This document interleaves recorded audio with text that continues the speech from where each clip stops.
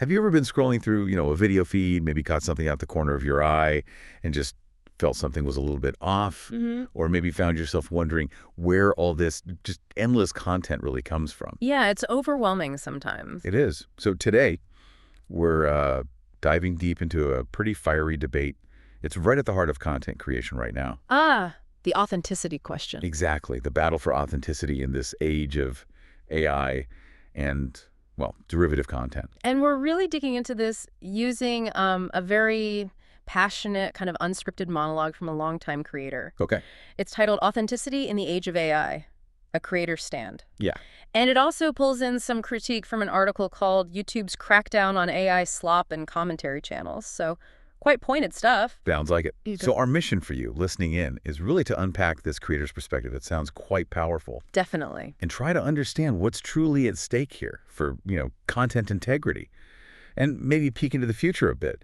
Human creativity versus machine output. Yeah, where things might be heading. Get ready. Because this might just shift how you think about what you consume online. It's a big topic. Okay, let's unpack this. There's a term right from the source material that jumps out. AI slop. Right. What exactly is AI slop when we're talking about online content? Well, AI slop, according to the source, clearly describes these auto-generated videos, mostly. Stuff created with, minimal human effort. Minimal effort, okay. Yeah, often stitched together using AI tools. Think automated voiceovers, maybe AI avatars, script-driven visuals. Gotcha. The key thing, the creator really emphasizes this, is the described lack of real-life input. There's no passion, no personality. Right. The human element. Exactly. They're just designed for mass production, flood the platforms. And the creator argues this really hurts people putting in genuine time and originality. And our source mentions YouTube is supposedly taking action. Something about demonetizing these channels starting July 15th. Yeah, that's the report. And it points to the underlying concern, doesn't it? Why would YouTube do that? Right. What's the driver? It seems to be about preserving content integrity. Or at least that's the stated reason.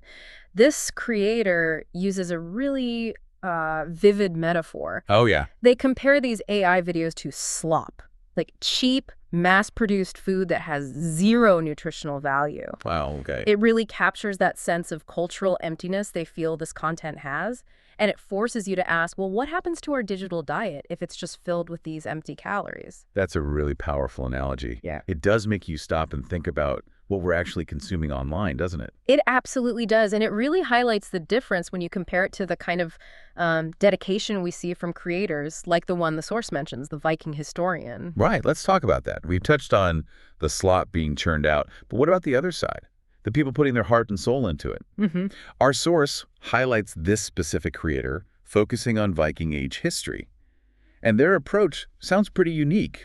It really does. Instead of just, sitting inside reading a script, they're out there, filming outdoors, wearing period-accurate clothes, really trying to embody the experience authentically. And that contrast is so important because that kind of work requires deep knowledge, right? Yeah. Memorization, hours and hours of editing. Things AI can't just replicate. Exactly. That's the creator's whole point. AI can mimic, but it can't do that authentically.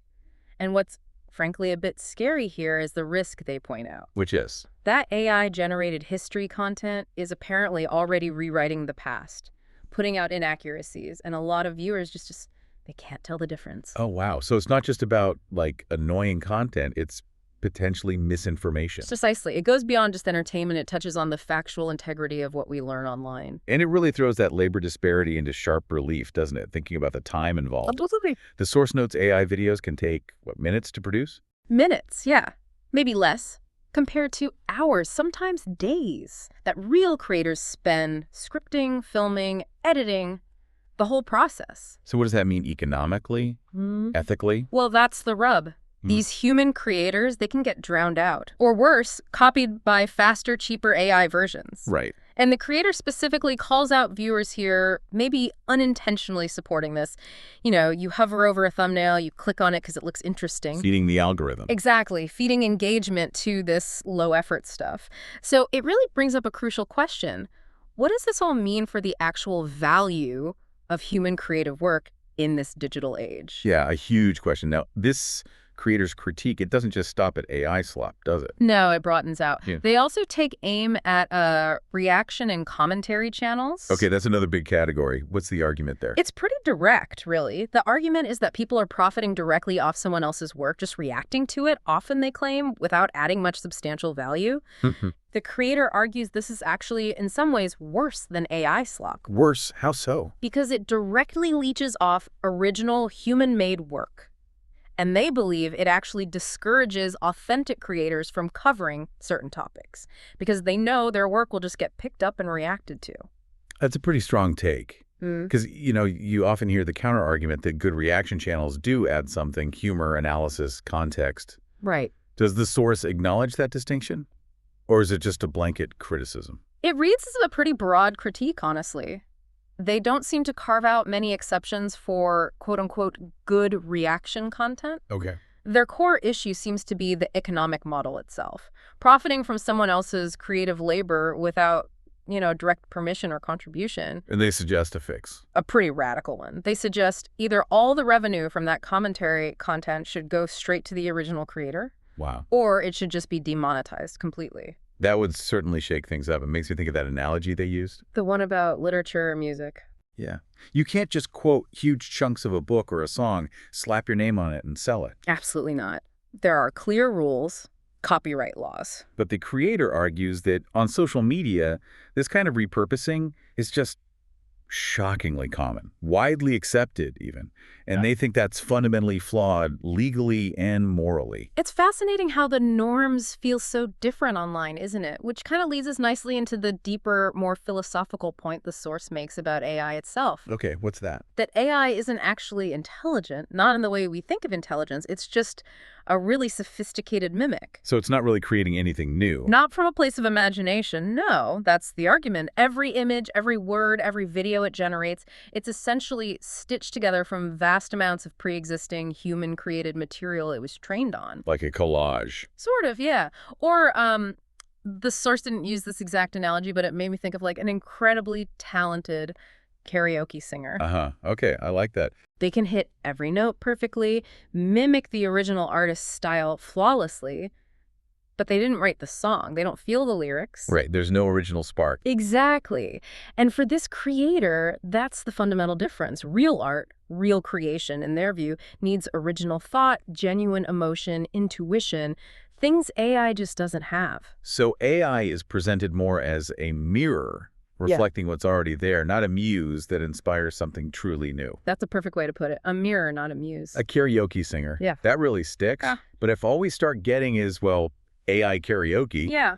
what happens to the original music? This seems to lead to some pretty alarming risks, culturally, societally. It does. The creator expresses a real erosion of trust. They basically don't trust online video content anymore. Seriously, yeah, that broad. Yeah. They specifically mention how even like viral clips of politicians speaking could just be sophisticated fakes now, deep fakes, AI voice cloning. That's chilling. It really is. And the implication isn't just about individual fake videos, it's a potential breakdown of public trust, especially trust in media, in information systems, longing things we rely on. It feels like we're entering a really difficult new phase online. I think so. The creator brings up this interesting comparison.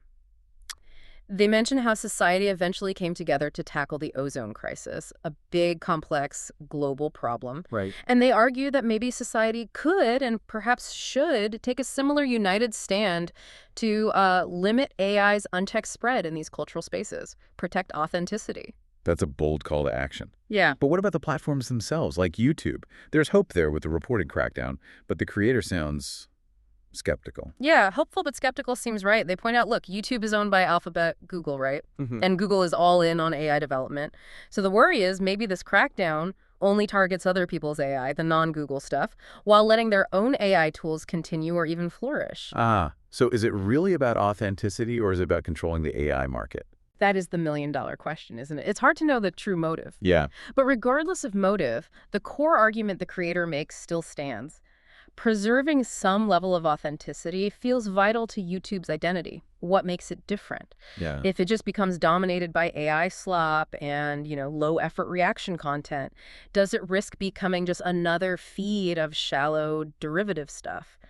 like so many other platforms. It really forces us to think about what we want these platforms to be, doesn't it? What role do we want them to play? Exactly. What does this all mean for the places we go for information, for entertainment, for connection?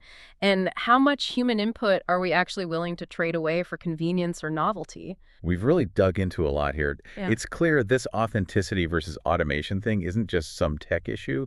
It's a fundamental philosophical divide playing out in content creation right now. Absolutely. We've seen how preserving something precious like cultural history, the Viking example, really seems to demand that deep human insight, not just a machine summary. And we've explored how the current economic incentives, well, they seem to be driving the spread of AI slop and reaction content. Often, it seems, at the direct expense of people doing original work. And that core idea about AI being a mirror, not a muse, lacking that human spark, that imagination, that soul, maybe? Precisely.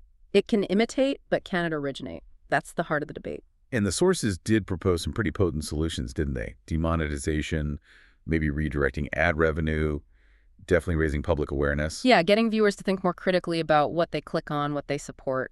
So at the end of the day, this deep dive really shows us that this whole authenticity debate, it's not just about technology. It feels like a fundamental reevaluation of value. I think that's right. What is real creativity worth?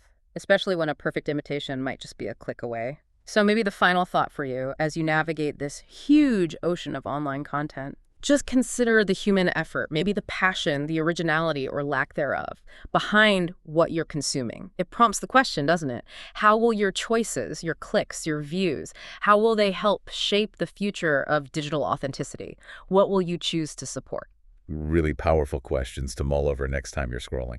Thanks for joining us for this deep dive.